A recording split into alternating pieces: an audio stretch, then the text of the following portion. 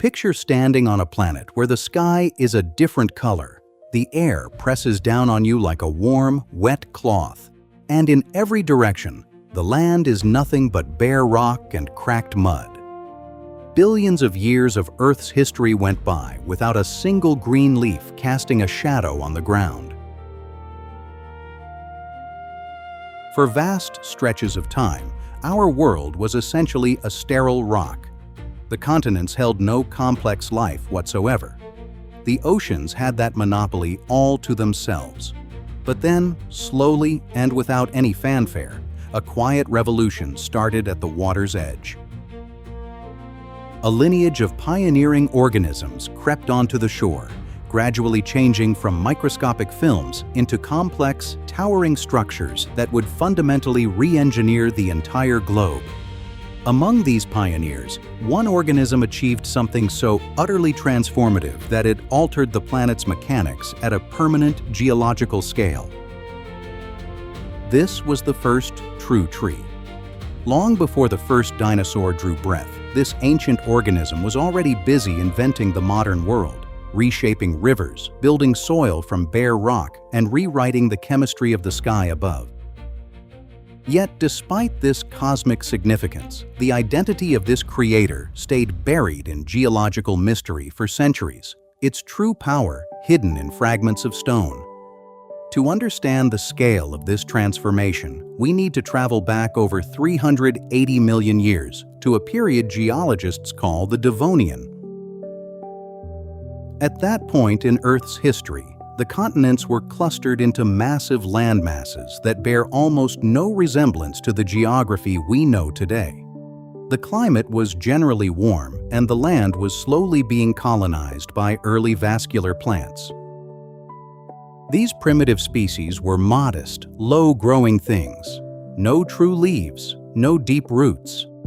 They looked like strange green stalks crowded into damp coastal margins.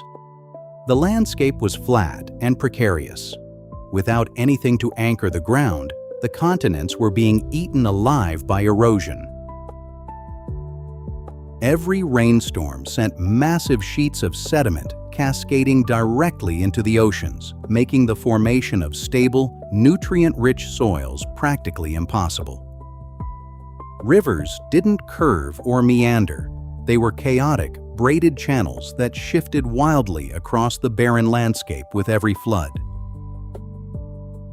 The atmosphere was thick with greenhouse gases, with carbon dioxide levels far higher than anything in recorded human history.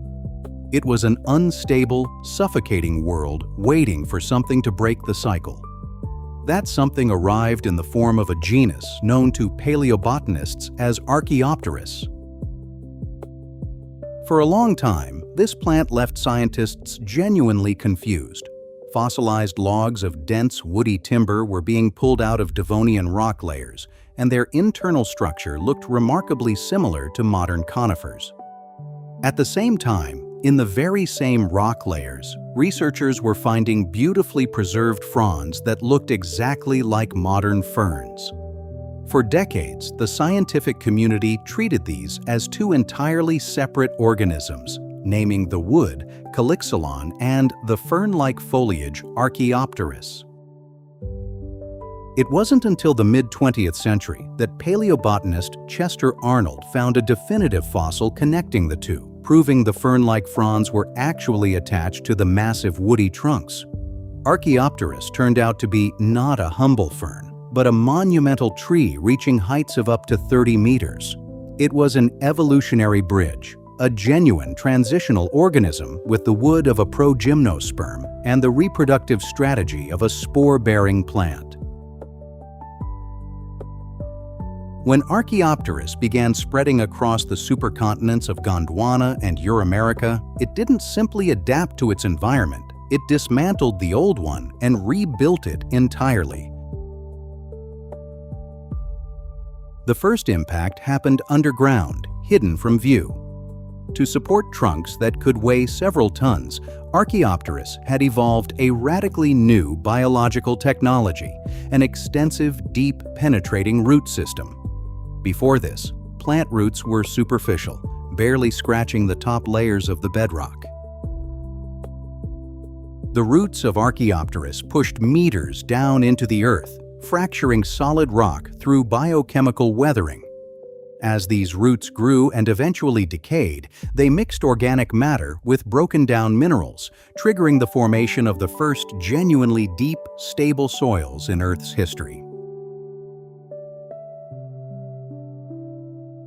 This newly formed soil acted as a massive planetary sponge, absorbing rainwater and filtering nutrients in ways the planet had never experienced. And this underground anchoring had a direct, visible impact on the world's waterways. Before deep root systems existed, rivers were wide, shallow, and wildly unpredictable. But as the root networks of Archaeopteris locked the riverbanks in place, they gave the flowing water something to push against. For the first time in Earth's history, rivers were forced into tight, stable, and deep channels. This allowed meandering rivers to form, those graceful, winding curves that deposit rich sediments along their inner bends.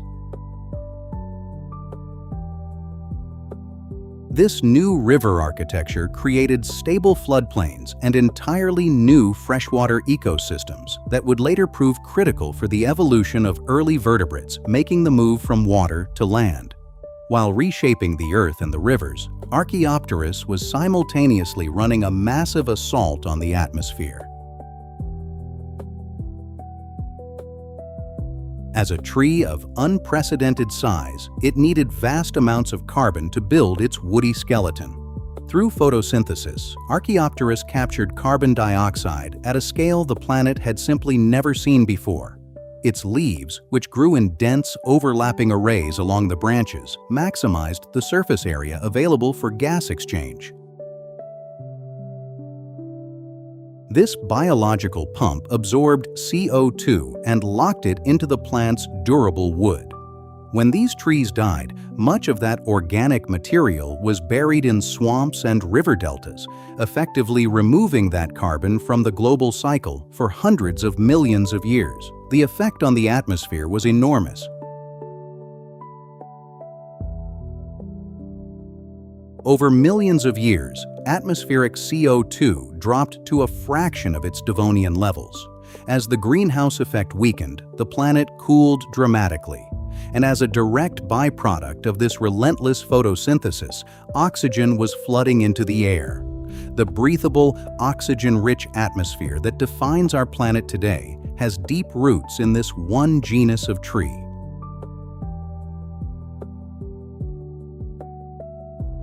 Archaeopteris also pushed the boundaries of plant reproduction, using a sophisticated strategy called heterospory to colonize vast distances.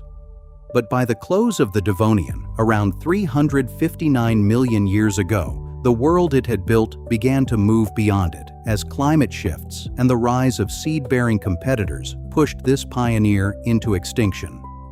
The first true tree vanished into the fossil record. What it left behind is the blue sky above us, the winding rivers we fish in, and the fertile soil that feeds all modern life.